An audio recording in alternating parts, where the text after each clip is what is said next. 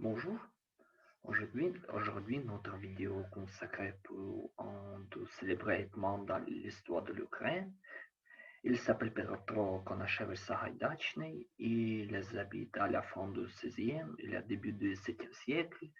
Il a créé beaucoup de choses qui développaient de l'histoire de l'Ukraine et surtout l'histoire du système du Cosaque et beaucoup de Cosaques sont acceptés comme le chevalier de l'Europe à cette époque-là.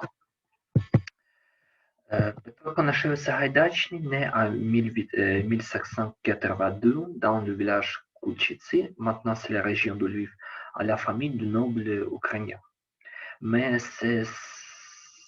sa famille est très pauvre et beaucoup de gens surtout riches, et sont aidés pour l'apprentissage de l'éducation dans l'école de Stror.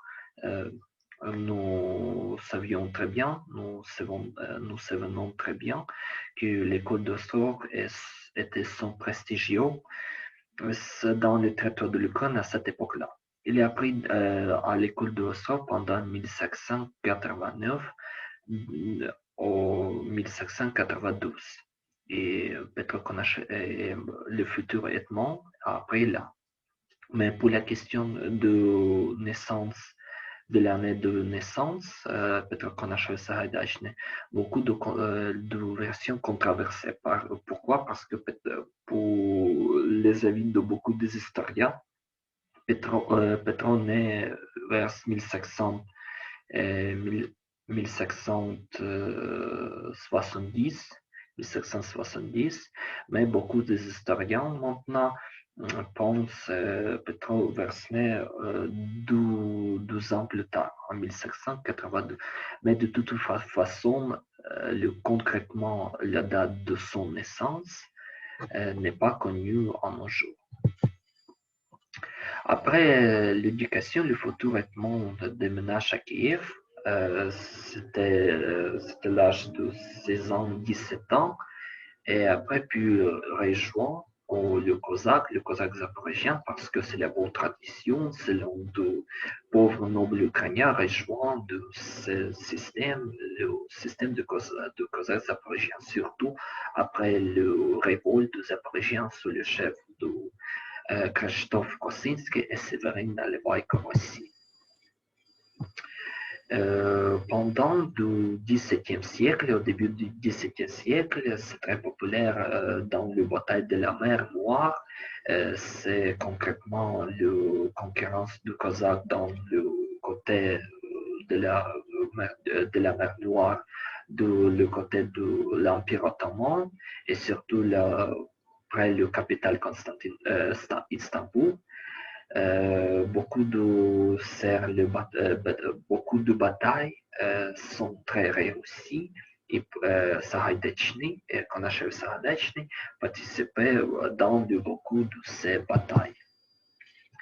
Et dans cette époque-là, le futur Edmond avait l'équipement des arcs, il s'appelait en ukrainien Sahaïdak, c'est l'origine du tartare, et c'est pourquoi et il est devenu surnommé Sahaïdachny. Konachevich, c'est vraiment son nom. Mais dans cette époque, quand il a servi dans les armées aborigiennes, il est devenu surnommé Sahaïdachny. Surtout ses équipements de armes. Après ça, Petro Konachevich participait dans la guerre entre Pologne et Suède au début du XVIIe siècle. Évidemment, nous nous souvenons, beaucoup de Cosaques sont servis dans l'armée polonaise et gagné beaucoup d'argent. Et le deuxième obligatoire, participer dans beaucoup de guerres avec deux autres pays contre la Pologne. En 1616, Edmond, quelle autorité, quelle popularité est très très forte selon des Cosaques, il est devenu lieutenant et organisé la campagne à Kafan. Maintenant, c'est la ville féodosienne. En Crimée et Kafan est connue, sont très tristes comme le centre du marchand de gens. La campagne avec le bateau qui s'appelle Sheikha a été très réussie. Beaucoup de gens sont libres ils sont revenus dans le territoire de l'Ukraine. En 1618, 2 ans plus tard, pendant la guerre entre la Pologne et Moscou, Saraïdechny, bien sûr, comme le servi dans la royaume de Pologne, organisait aussi les armes de Cosaques à Moscou. Oui, des armées cosaques transférées à le territoire de Moscou, mais entre les murs de Moscou, ils sont arrêtés et ils ont fait beaucoup d'essayer d'entrer à la capitale de future Russie, mais ces campagnes finissent rien. Mais c'est le grand essai selon les Cosaques, selon les Ukrainiens, occuper la future capitale russe.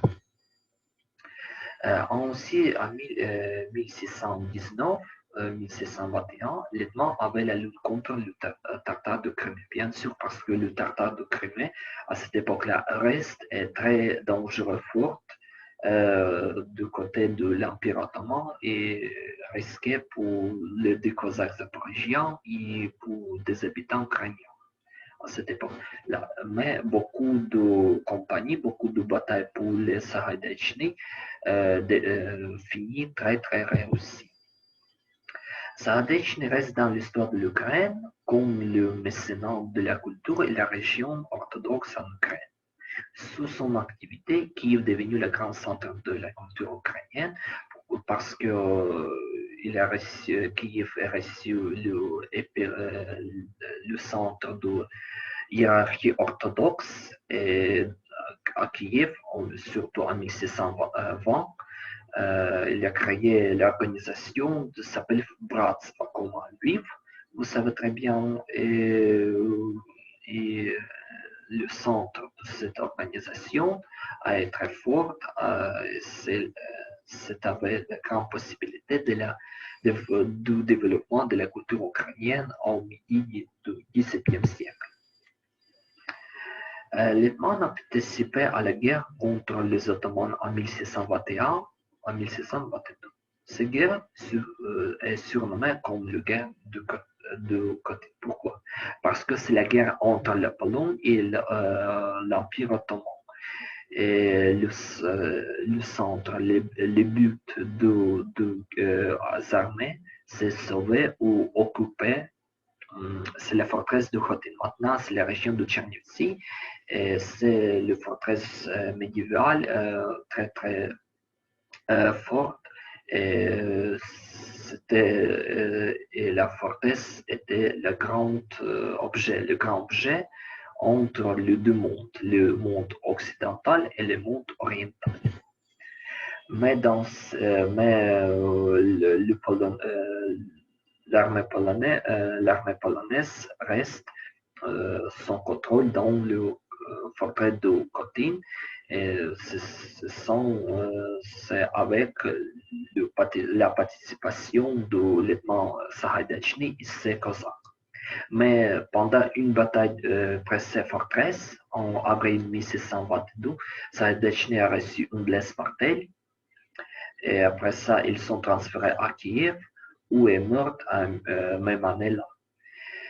La mort de Saraïdechny est devenue le grand tragique pour tous les gens dans l'Ukraine, surtout là à Kiev.